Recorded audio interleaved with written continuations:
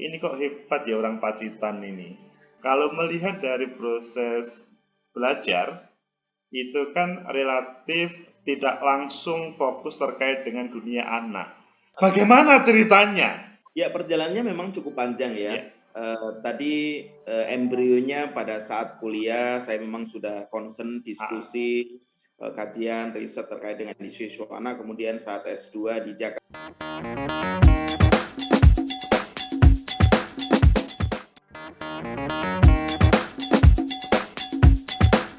Assalamualaikum warahmatullahi wabarakatuh. Waalaikumsalam warahmatullahi wabarakatuh. Salam sejahtera untuk kita semuanya. Pecinta masa depan negeri, hari ini kita kedatangan tamu yang istimewa. Beliau adalah Dr. Susanto, seorang ketua KPAI yang berada di Jakarta, dan yang pada hari ini itu yang menjadi inspirasi bagi kita bersama adalah beliau bukan orang yang terakhir dari kota besar, tetapi menjadi sentral figur pada hari ini. Ayo kita sapa Pak Dr. Susanto. Bagaimana kabarnya Pak Dokter? Alhamdulillah, sehat Pak Agus. Alhamdulillah. Saya panggilnya Mas saja ya, supaya kita lebih mudah komunikasinya Mas ya. Siap. Oke. Pecinta masa depan negeri, Mas Susanto ini kalau melihat biodatanya, beliau dilahirkan di Pacitan dan selanjutnya perjalanan hidupnya itu di SD Temon 2 Arjosari Pacitan, kemudian di Pondok Pesantren Al-Fatah Kikil Arjosari, kemudian begitu juga MA-nya, Stain Ponorogo S1-nya, kemudian S2-nya di Syarif Hidayatullah, S3-nya di Universitas Negeri Jakarta. Yang perlu kita klarifikasi, apakah sebelum menempuh itu semuanya, pada waktu kecil Mas Susanto pernah terbayang nggak menjadi ketua KPAI atau komisioner KPAI pada waktu dahulu, Mas Susanto? Baik. Memang kalau melihat dari sejarah ya. Saya masih ingat saat SD di hari pertama, saat itu guru saya memanggil ke depan ya secara bergiliran dan diminta untuk menyampaikan cita-citanya. Saya sejatinya saat itu sampaikan cita-cita saya adalah jadi guru gitu ya. Jadi guru. Jadi kalaupun toh misalnya Tuhan menakdirkan hari ini menjadi Ketua Komisi Perlindungan Anak Indonesia, kebetulan ini di periode yang kedua, sebelumnya dapat amanah menjadi Wakil Ketua dan di 5 tahun ini memang menjadi Ketua. Dulu SK-nya Pak SBY di periode pertama, kebetulan sama-sama lahir dari Bumi Goa Pacitan ya. Saat ini di periode kedua SK-nya dari Pak Presiden Jokowi. Ini tentu bersyukur, sekaligus juga challenge buat kita semua. Saya kira memang kalau kita ingin melangkah sesuatu yang lebih besar, berbuat yang lebih besar, memang kita harus punya cita-cita besar. Ya, meskipun tentu tidak mudah ya, proses itu tidak mudah dijalani. Intinya pada waktu Mas Susanto kecil, gambarannya ke depan adalah menjadi seorang guru atau ustadz gitu yang Mas Susanto. Ya, ya memang cita-citanya jadi guru. Meskipun sebenarnya saat ini tetap mengabdi di KPAI itu, tetap saya juga menjadi dosen ya. Jadi memang passion saya memang sebagai guru lah, kira-kira begitu. Jadi di hari-hari tertentu memang tetap di hari Sabtu ya, tetap kami mengajar teman-teman, karena bagi saya ini panggilan jiwa lah ya. Di PT IKI-nya atau di mananya ini ngajarnya, Mas Susanto? Ya, dulu memang kami di UIN, kemudian melihat kebutuhan dan lain-lain, kami di Pasca Sarjana PT IKI Jakarta ya, oleh kampus diminta mengajar terkait dengan peningkatan mutu pendidikan dan kepemimpinan dan organisasi. Oke, Mas Susanto, ketika mempunyai keinginan menjadi guru, pernah nggak kebayang untuk menaklukkan Jakarta? Maksudnya menaklukkan Indonesia dan sekali lagi terjun lebih fokus kepada dunia perlindungan anak. Ya, saat kecil tentu tidak ya. Ya.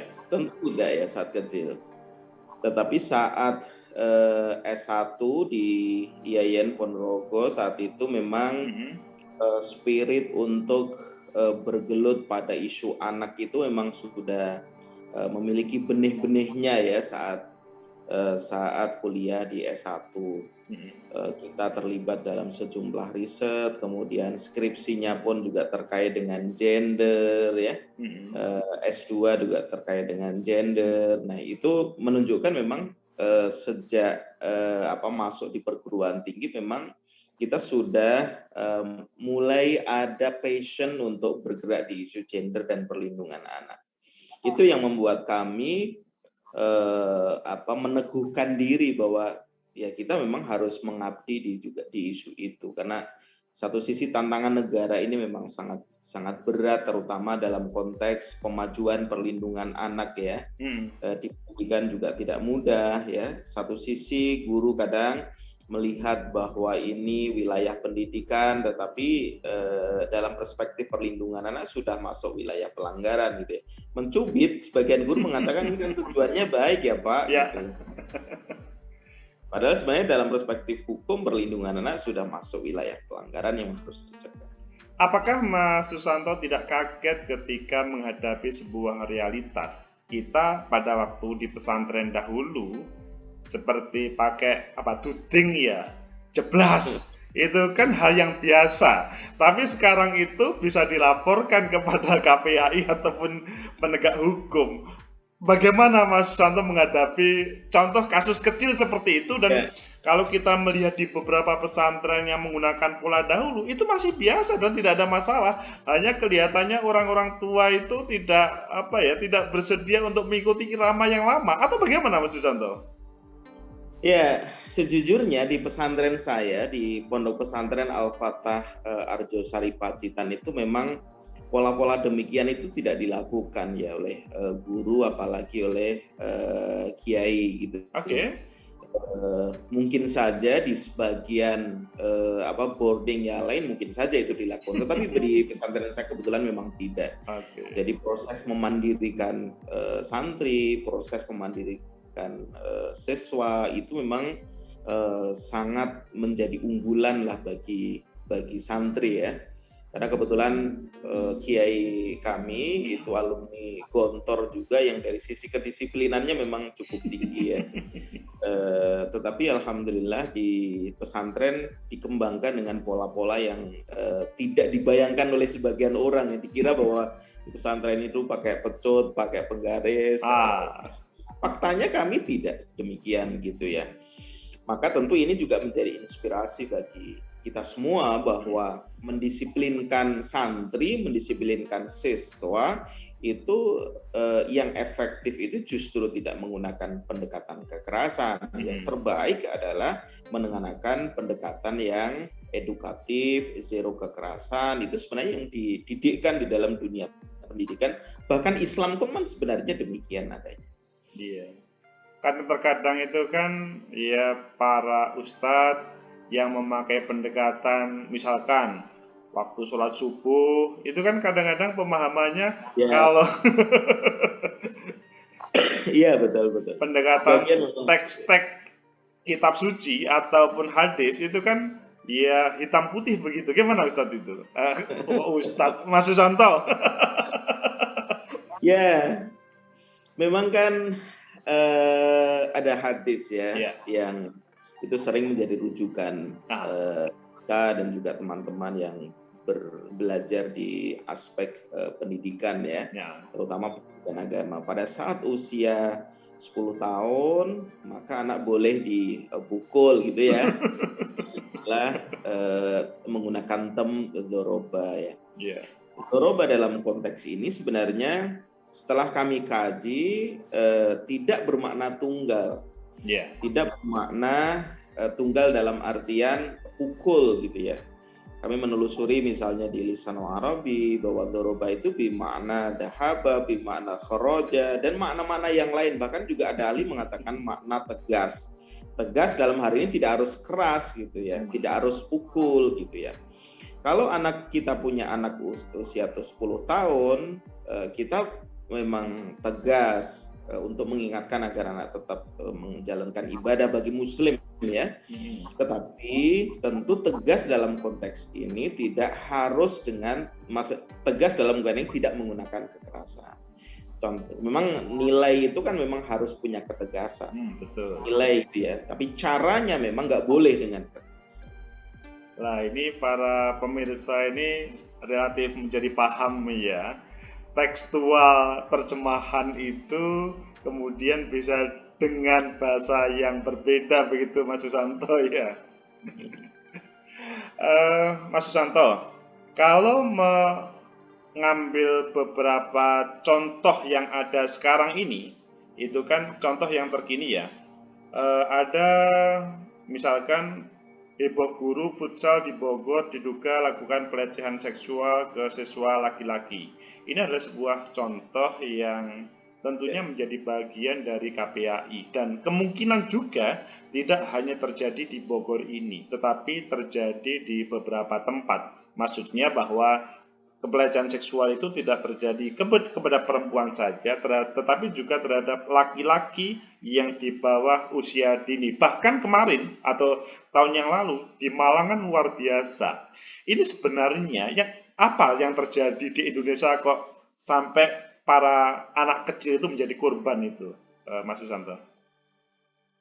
Ya, memang banyak faktor ya, Pak Agus ya. Kalau kita telaah dari tren kasus-kasus yang ada. Yeah. Contoh saja misalnya di tahun 2021 ini, kasus kekerasan seksual itu menduduki urutan kedua ya. Urutan kedua, ada 800 lebih kasus yang diadukan ke Komisi Perlindungan Anak Indonesia. Jadi kasus-kasus kita itu kita klasterisasi menjadi dua klaster besar. Satu kasus terkait dengan PHA atau pemenuhan hak anak. Yang kedua kasus terkait dengan perlindungan khusus anak. Perlindungan khusus anak ini yang dominan adalah kasus terkait dengan kasus kekerasan fisik dan psikis. Urutan kedua kasus kekerasan seksual ada 800-an sekian. Ketiga baru pornografi dan cybercrime. Nah, banyak faktor kenapa kemudian anak menjadi korban kekerasan. Pertama memang dari berbagai profiling ya terhadap pelaku, misalnya akses pornografi yang tinggi, karena ini juga menjadi pemicu kenapa kemudian seseorang muda menjadikan anak itu menjadi objek seksual. Yang kedua pengawasan dari orang tua terbatas ya. Misalnya orang tua bekerja, kita terbatas memantau pergerakan anak-anak kita, aktivitas anak-anak kita. Itu sering juga menjadi pemicu kenapa kemudian orang mengincar anak-anak menjadi korban. Ketiga, kontrol lingkungan sosial. Itu juga menjadi pengaruh kenapa menjadi pemicu kenapa kemudian anak menjadi objek. Keempat, anak-anak kita dalam beberapa kasus juga berselancar di media sosial, janjian dengan jaringan pelaku kejahatan seksual, kemudian di luar pengetahuan orang tua tiba-tiba dia janjian dan dia menjadi korban trafficking, eksploitasi seksual dan lain sebagainya.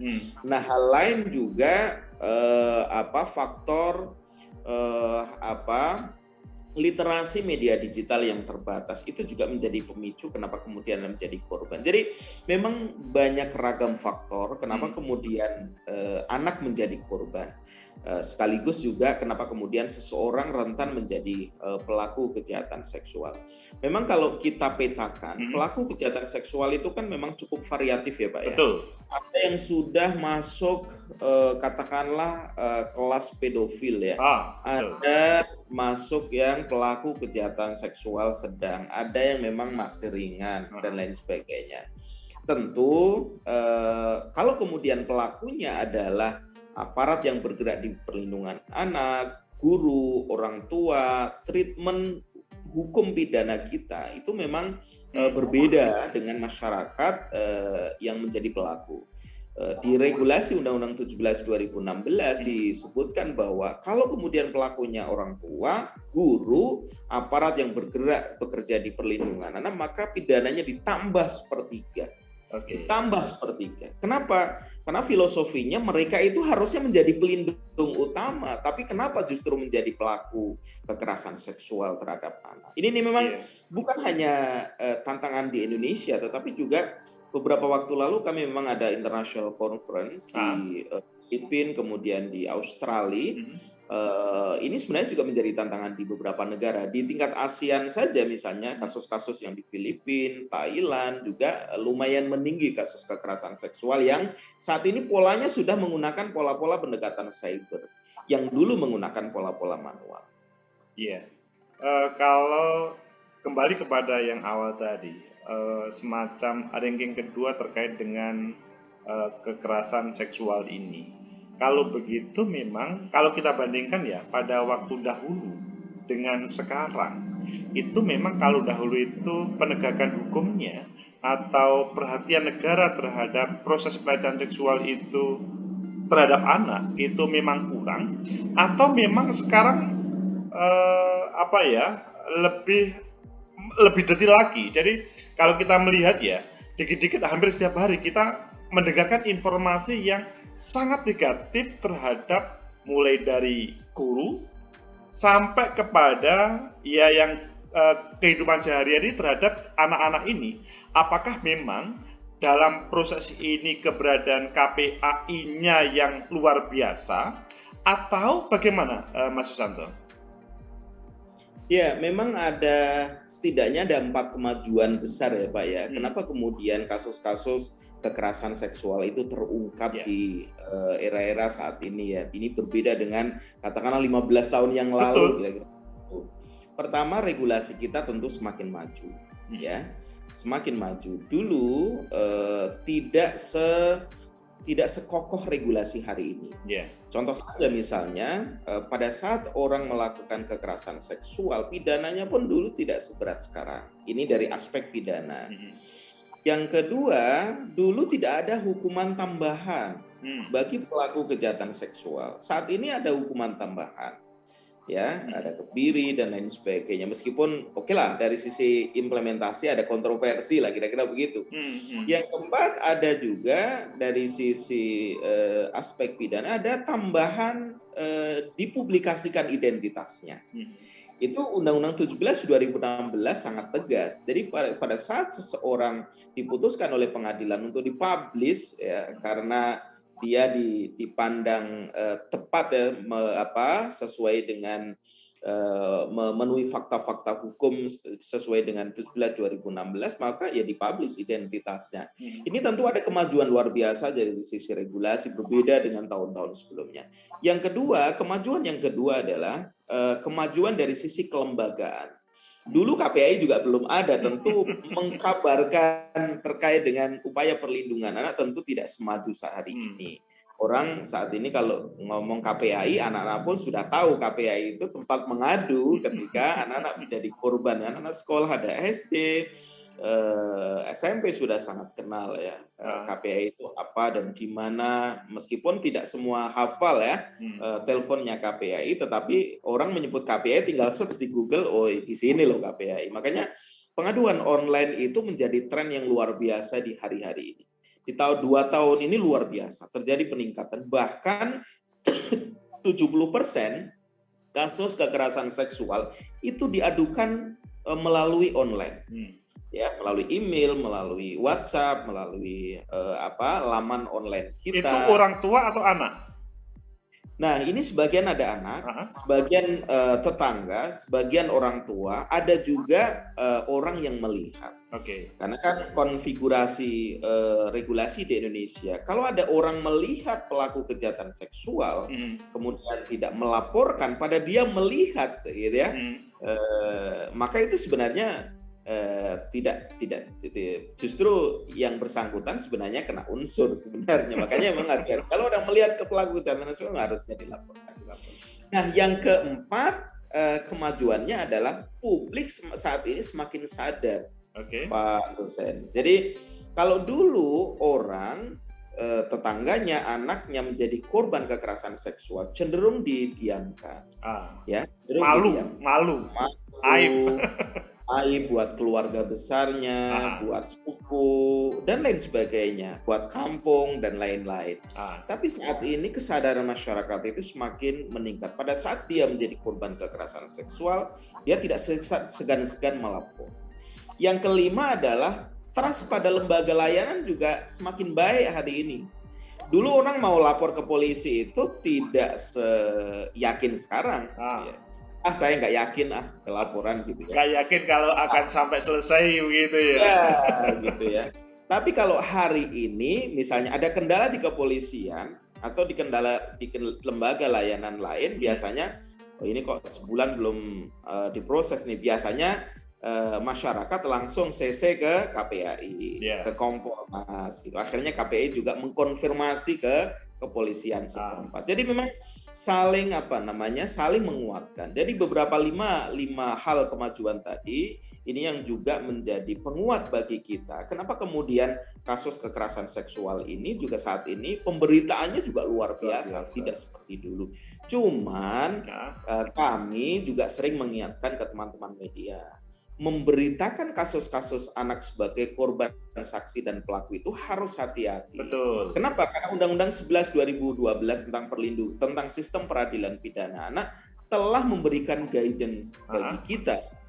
Anak korban, saksi, pelaku itu nggak boleh dipublish identitasnya. Baik nama anaknya, nama orang tuanya, kakek neneknya yang melengkap, pokoknya identitas anak itu, nama sekolahnya, rumahnya di mana, permanen resident atau tidak permanen resident atau sementara kira-kira begitu. Hal lain yang menyangkut identitas korban, saksi maupun pelaku. Jadi intinya bahwa para pelapor relatif aman pada proses ketika mereka melaporkan gitu ya. Betul. Tapi gini Mas Susanto, kalau kita ngomong KPAI itu kan tidak seperti struktur yang ada di kepolisian ya. Kepolisian itu dari level RI sampai level Polsek itu ada. KPAI itu kan adanya di Jakarta saja ya.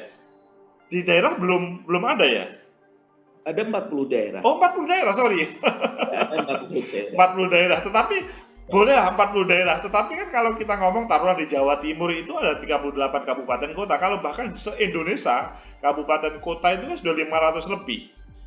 Di komposisi 40 dibanding dengan hampir 600 kabupaten kota dengan provinsi, itu kan mungkin agak berat. Bagaimana cara KPAI bisa kerja efektif, taruhlah 1:10 daerah untuk mengcovernya, atau bagaimana cara KPAI untuk mengcover itu, Mas Susanto?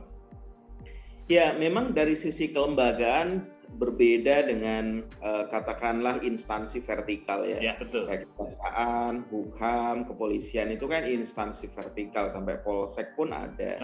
Dan itu instruktif lah, kira-kira begitu. Nah, KPAI dengan KPAI di tingkat provinsi, kabupaten, kota itu memang tidak vertikal. Ya, tidak seperti kepolisian, tetapi merupakan komisi negara independen yang itu pertanggungjawabannya kalau di tingkat kabupaten tentu kepada bupati, tingkat gubernur kepada gubernur, tingkat pusat tentu kepada presiden. Hubungan dengan KPAI hubungan dengan KPAI itu adalah hubungan koordinatif fungsional. Ini yang berbeda dengan lembaga vertikal tadi. Nah, KPAI tentu melalui banyak strategi ya. Pada saat di daerah tidak memiliki kelembagaan KPAID ya. Contoh misalnya Jawa Timur memang tidak ada. Tentu kami bermitra dengan lembaga-lembaga layanan, ada UPTD, ada P2TP2A, itu yang memang kami terus bermitra. Dari sisi pengawasan tetap kami yang melakukan, tetapi dari sisi layanan-layanan tertentu, misalnya rehabilitasi, memang kami tidak diberikan kewenangan, maka tentu kita deliver ke P2TP2A, UPTD, PPA yang ada di tingkat daerah, baik provinsi maupun kabupaten kota. Jadi intinya seperti Jawa Timur yang begitu luas, memang perlu ada semacam perhatian khusus mungkin ya dari KPAI pusat atau gimana untuk mengcovernya begitu? Ya sebenarnya kami sudah koordinasi dengan Bu Gubernur ya, tetapi memang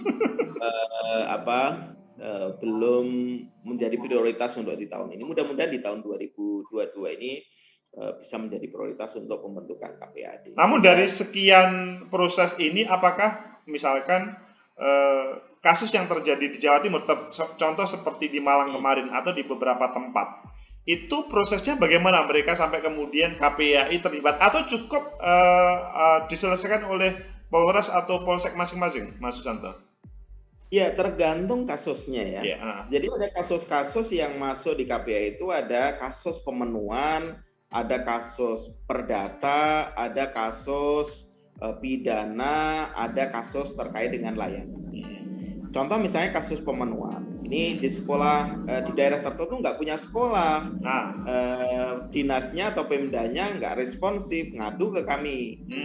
Makanya kami juga koordinasi dengan bupati setempat agar sesegera mungkin menyediakan sekolah yang dekat dengan warga. Karena di beberapa kasus memang terlalu jauh, terlalu berisiko buat anak. Akhirnya kita lakukan upaya koordinasi dengan pihak pimpinan daerah setempat. Nah, yang kedua kasus perdata. Contoh misalnya rebutan kuasa pengasuhan karena ayah ibunya bercerai, putusan pengadilan misalnya anaknya jatuh pada ibunya, tetapi akses bertemu kan tetap itu ya. Jadi meskipun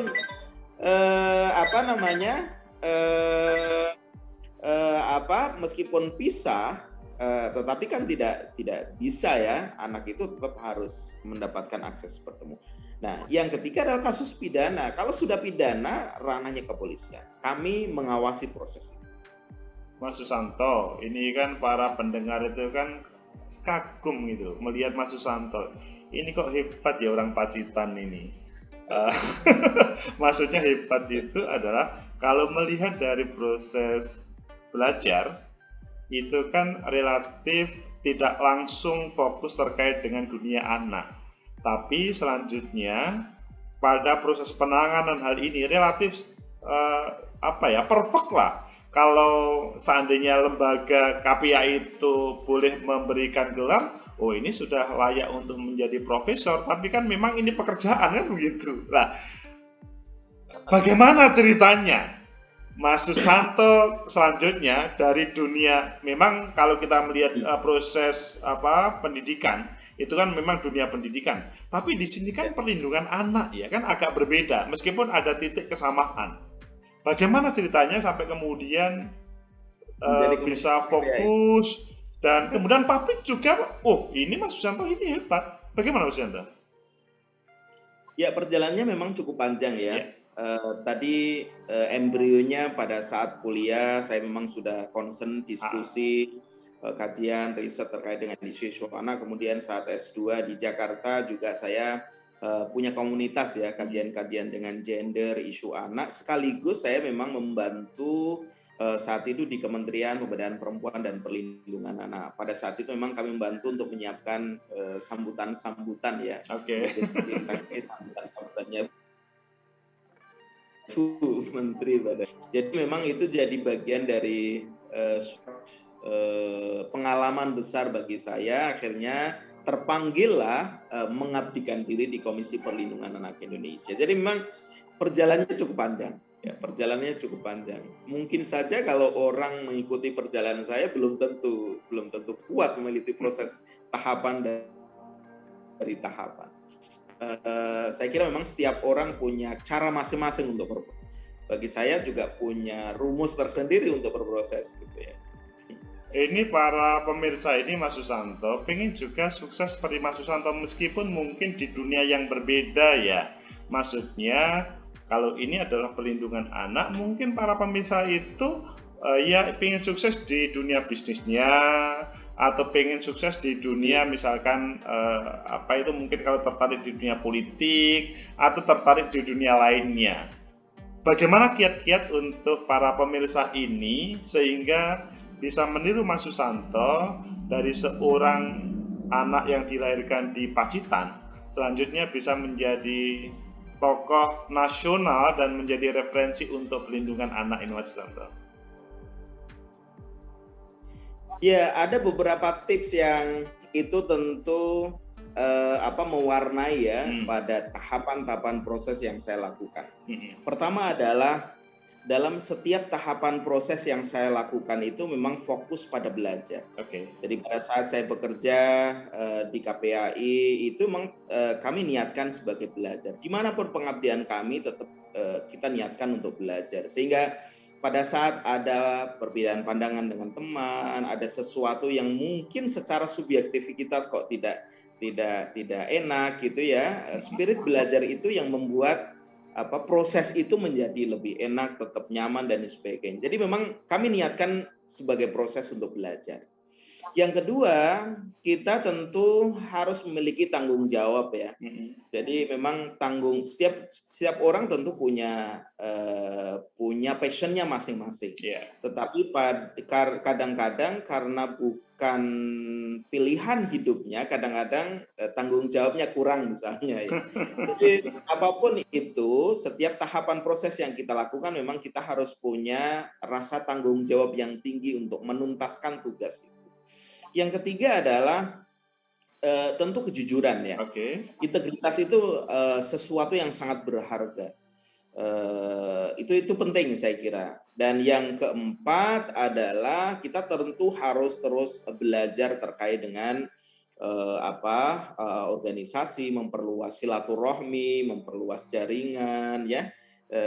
Itu bagi saya memang sangat mewarnai. Jadi pertemanan dari proses ke proses, baik organisasi yang menaungi kami ya maupun yang lain, itu hemat kami terus memberikan saling mewarnai untuk saling mematangkan. Jadi proses ke proses itulah yang membuat kita semakin matang, menghadapi tantangan juga semakin teguh. Kita punya rumus-rumus solusi pada saat kita dalam kondisi sulit gitu ya. Karena saat memimpin Komisi Perlindungan Anak Indonesia, tantangan kita kan tidak mudah ya. Misalnya dulu pernah ada case tentang jarum, terkait dengan yang lain ya. Itu kan tidak mudah. Tentu kita harus punya cara-cara terbaik menyelesaikan hal-hal seperti itu. Apa yang dirasa paling disenangi atau nikmat sekali dalam proses menjalankan tugas sebagai KPAI ini, Mas Susanto? Ya, yang pasti yang paling membuat saya nyaman gitu ya, tentu banyak teman ya. Banyak. Jadi di KPAI itu keunggulannya banyak jaringan ya, karena lintas kementerian, lintas lembaga negara, lintas organisasi, baik dalam negeri maupun luar negeri, daerah maupun nasional, regional, kita memang banyak jaringan. Sehingga dengan banyaknya jaringan itu tentu kita akan memperluas wawasan kita, memperluas jaringan dalam arti jaringan yang lebih luas di luar bidang kita, itu tentu akan semakin mematangkan proses kehidupan ini. Itu yang memang kami rasakan betul ya saat kami memang mengabdikan diri di Komisi Perlindungan Anak Indonesia di 2 periode ini. Nah, yang kedua tentu yang paling membuat kami senang adalah pada saat kita membantu orang dan selesai mereka puas gitu ya dengan layanan kita, itu merupakan kepuasan yang sangat berharga. Itu kebahagiaan yang luar biasa. Adakah kalau di satu sisi kepuasan, di satu sisi kedongkolan, jengkel dalam proses ini, Mas Susanto? Ya, memang kadang-kadang ada sesuatu yang memang bukan jengkel mungkin bagi saya, meskipun mungkin saja orang memaknai begitu. ada beberapa hal yang memang persepsi publik yang butuh dikoreksi. Contoh misalnya KPI ini kalau ada kasus baru hadir nih, sebelum ada kasus kemana aja? Kan kadang-kadang ada kalimat begitu. Ya, padahal kita ini ada 7 rangkaian tugas, ya. 7 rangkaian tugas yang kita lakukan. 1, pengawasan. Kedua, pengumpulan data dan informasi, memberikan masukan usulan kebijakan, ya, baik di tingkat pusat maupun tingkat daerah, melakukan mediasi sengketa perlindungan anak, melakukan telaah pengaduan, membangun kemitraan, dan terakhir adalah mengadukan jika ada dugaan pelanggaran hak anak. Jadi kalau hadir pada saat menangani kasus itu hanya bagian kecil dari tugas yang kita lakukan. Makanya ketika sebagian publik mengatakan ini KPA ini hadir pada saat kasus, apalagi kalau kasus artis gitu ya. Karena peran media ini Pak dosen.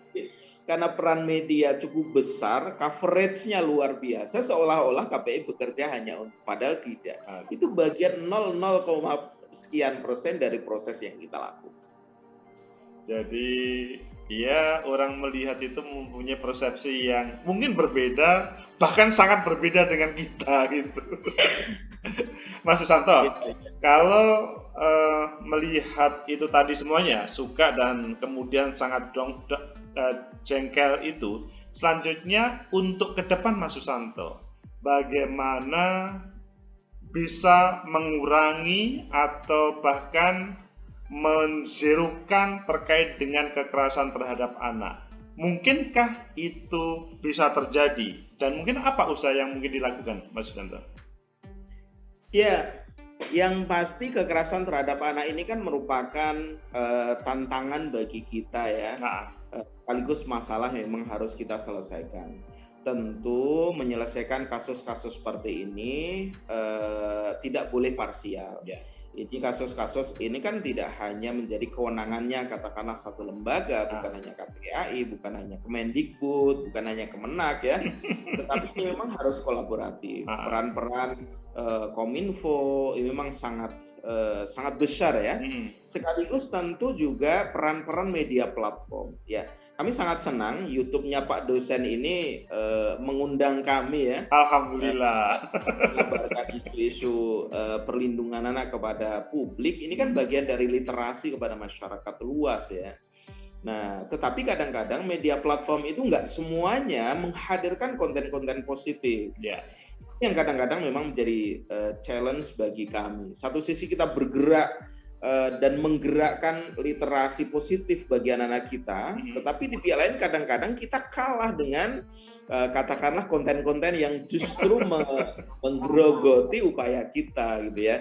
Contoh misalnya katakanlah diksi-diksi di komedi terkait dengan diksi-diksi yang berbau bully ya, berbau kekerasan verbal, itu bagi kami kan memang nggak boleh gitu ya. Tetapi masih saja muncul misalnya di sebagian oknum komedian ya, kadang-kadang di sinetron dan lain sebagainya. Padahal sebenarnya ruang-ruang sinetron itu banyak ditonton oleh ibu-ibu didampingi anak-anak gitu. Padahal seharusnya anak-anak itu pada saat nonton media digital itu harusnya didampingi oleh ibu-ibu atau bapak-bapak lagi kira-kira begitu. Tapi justru terbalik polanya kan. Karena ngelihat sinetron asik, anaknya akhirnya mendampingi. Ini saya kira menjadi bagian juga dari koreksi. Oke. Ini sudah relatif agak panjang komunikasi kita. Saya minta closing statement dari Mas Susanto terkait dengan bagaimana dari seorang anak desa sukses untuk memimpin sebuah lembaga negara, dan yang lebih penting adalah sepertinya mempunyai semangat bekerja dan beribadah di dunia pendidikan. Bagaimana Mas Susanto closingnya untuk semua pemirsa ini, Mas Susanto? Ya, yang pasti hidup itu memang kitalah yang sebenarnya harus merangkai dari tahapan ke tahapan ya. Tentu pada takdir itu yang menentukan Tuhan ya. Tetapi setiap langkah, setiap tahapan kita harus serius, kita harus kita harus lakukan dengan passion yang benar-benar positif. Kita terus juga harus berpikir positif dan kita juga tidak boleh mengeluh pada saat kita mendapatkan tantangan dan sebagainya. Pada prinsipnya setiap orang tentu punya potensi besar melakukan langkah besar. Itu saya kira di bidang apapun saya kira. Tetapi kata kuncinya memang kita tidak boleh menyerah pada saat kita dihadapkan masalah itu. Makanya kita terus semangat, berpikir positif, dan kita harus berpikir ke depan agar generasi muda kita semakin baik dan Indonesia tentu akan semakin cerah. Kata kuncinya kita tidak boleh menyerah ketika dihadapkan masalah atau menghadapi berbagai masalah. Luar biasa Mas Susanto terkait dengan podcast hari ini. Kami sangat gembira, berbagai informasi positif langsung kepada pemirsa. Pemirsa, itulah Mas Susanto yang sekali lagi saya mengulangi lagi, dari seorang santri, seorang anak desa, tapi selanjutnya bisa berbakti untuk nusa dan bangsa. Semoga bermanfaat. Like, subscribe, comment, and share. Sampai jumpa. Terima kasih Mas Susanto. Oke, sami-sami Mas. Sukses selalu. Alhamdulillah.